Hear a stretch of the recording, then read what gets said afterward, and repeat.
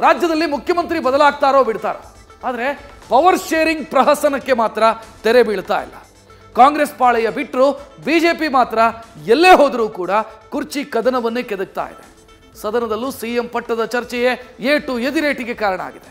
ಅಂಬೇಡ್ಕರ್ ಸಾವರ್ಕರ್ ವಿಚಾರವು ಸದನದಲ್ಲಿ ಪ್ರತಿಧ್ವನಿಸಿದೆ.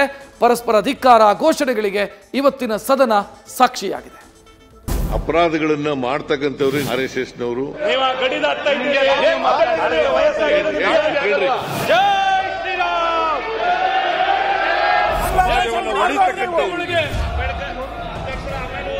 ಸದನದಲ್ಲಿ ಗದ್ದಲ, ಕೋಲಾಹಲ, ಕುರ್ಚಿ ಕದನ, ಕರಿಮಣಿ ಮಾಲೀಕ ಯಾರೆಂಬ ಪ್ರಹಸನ, ಅಂಬೇಡ್ಕರ್ ಸಾವರ್ಕರ್ ಸಮರ. ಇವತ್ತಿನ ಇಡೀ ದಿನದ ಅಧಿವೇಶನ ಬರೀ ಗದ್ದಲ, ಕೋಲಾಹಲಕ್ಕೆ ಸಾಕ್ಷಿಯಾಗಿದೆ.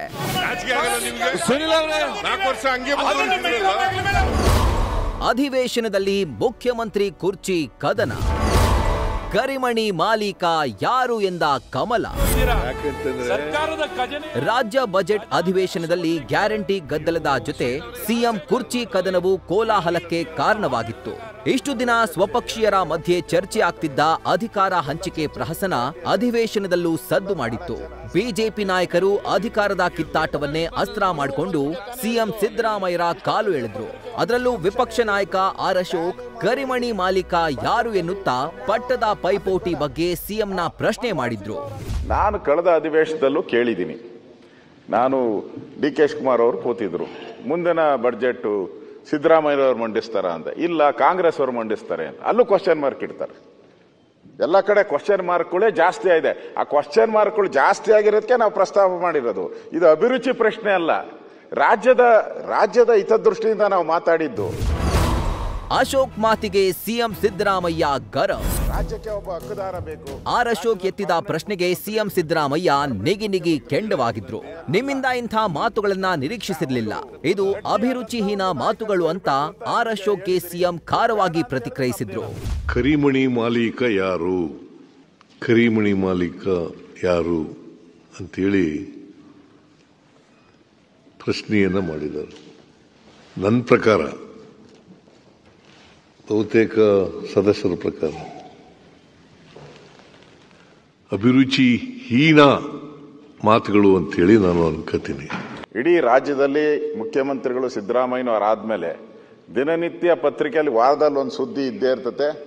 ಮುಖ್ಯಮಂತ್ರಿಗಳ ಬದಲಾವಣೆ, ಅವ್ರ ಮನೆಯಲ್ಲಿ ಡಿನ್ನರ್ ಪಾರ್ಟಿ, ಇವ್ರ ಮನೆಯಲ್ಲಿ ಬ್ರೇಕ್ಫಾಸ್ಟ್ ಪಾರ್ಟಿ, ಡೆಲ್ಲಿಗೆ ಹೋಗಿ ಏನು ಭೇಟಿ ಮಾಡಿದ್ರು, ಈ ಥರದ ಚರ್ಚೆ. 2.5 ವರ್ಷಕ್ಕೆ ಬದಲಾಗ್ತಾರೆ, ಈ ಥರದ್ದೆಲ್ಲ ಚರ್ಚೆ ನಿಮ್ಮ ಪಾರ್ಟಿಯಲ್ಲೇ.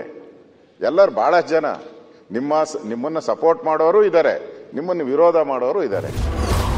ಸಿಎಂ ಅಶ್ವಥ್ ಮಧ್ಯೆ ಬೆಂಗಳೂರು ತೆರಿಗೆ ಜಟಾಪಟಿ.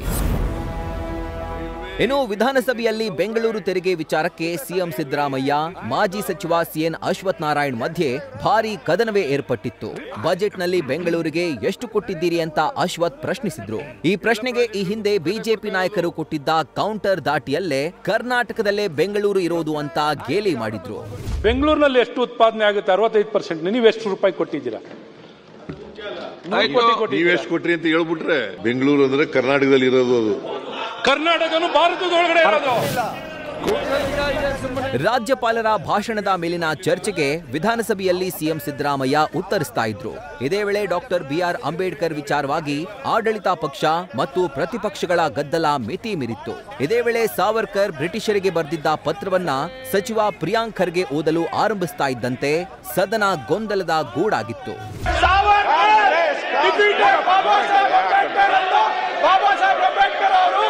ಲಿಖಿತ ಮೂಲಕ ಪತ್ರದಲ್ಲಿ ಹೇಳಿದ್ದಾರೆ, ರಾಜೀನಾಮೆ ಕೊಡಿ. ಈಗ ರಾಜೀನಾಮೆ ಕೊಡ್ತೀರಾ?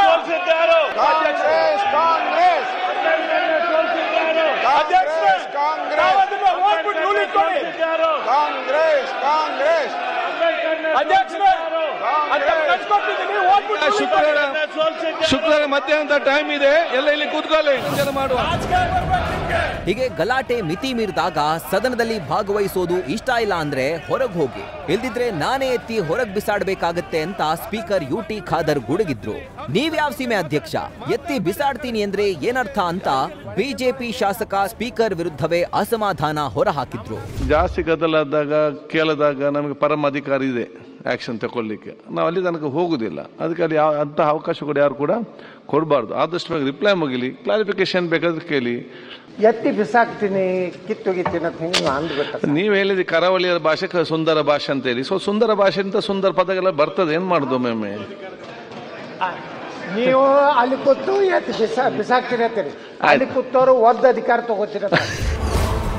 RSS ಕುತಂತ್ರಿ ಎಂದ ಸಿಎಂ, ಸದನದಲ್ಲಿ ಗದ್ದಲ. ಸಿಎಂ ಸಿದ್ದರಾಮಯ್ಯ ಮಾತನಾಡುತ್ತಾ RSSನವರು ಕುತಂತ್ರಿಗಳು, ಬಿಜೆಪಿಗರು RSS ಏಜೆಂಟ್ಸ್ ಅಂತ ಕಿಡಿಕಾರಿದ್ರು. ಇದಕ್ಕೆ ವಿರೋಧ ವ್ಯಕ್ತಪಡಿಸಿದ ಬಿಜೆಪಿ ನಾಯಕರು ಜೈ ಶ್ರೀರಾಮ್ ಎನ್ನುತ್ತಾ RSS ಪರ ಘೋಷಣೆ ಕೂಗಿದ್ರು. ಈ ವೇಳೆ ಸದನದಲ್ಲಿ ಭಾರಿ ಹೈಡ್ರಾಮವೇ ನಡೆದು ಹೋಯಿತು. ಅಪರಾಧಗಳನ್ನ ಮಾಡ್ತಕ್ಕಂಥವ್ರೆ ನೀವು ಜಾಸ್ತಿಯಾಗಿ. RSSನವರು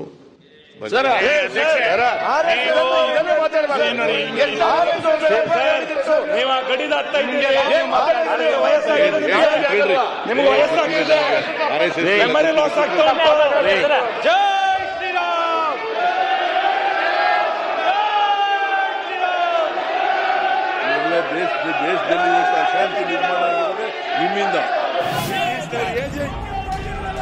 ಹೀಗೆ ಗಲಾಟೆ, ಗದ್ದಲ, ಕೋಲಾಹಲವೇ ಇವತ್ತಿನ ಸದನದಲ್ಲಿ ಮನೆ ಮಾಡಿತ್ತು. ಸಿಎಂ ಕುರ್ಚಿ, ಕರಿಮಣಿ ಮಾಲೀಕ ಎಂಬ ಚರ್ಚೆಯೇ ಅರ್ಧ ಸದನವನ್ನ ತಿಂದು ಹಾಕ್ತು. ಅಭಿವೃದ್ಧಿಯ ಬಗ್ಗೆ ಚರ್ಚೆ ನಡಿಬೇಕಿದ್ದ ಸದನದಲ್ಲಿ ಬರೀ ಅನಾವಶ್ಯಕ ಮಾತುಗಳೇ ಹಾಳು ಮಾಡ್ತಾ ಇದೆ ಅನ್ನೋದು ಈಗ ಜನರ ಮಾತು. Harish Kakol, political bureau, news first. News first ನಿರ್ಭೀತಿಯಿಂದ ನಿಮ್ಮ ಪರವಾಗಿ.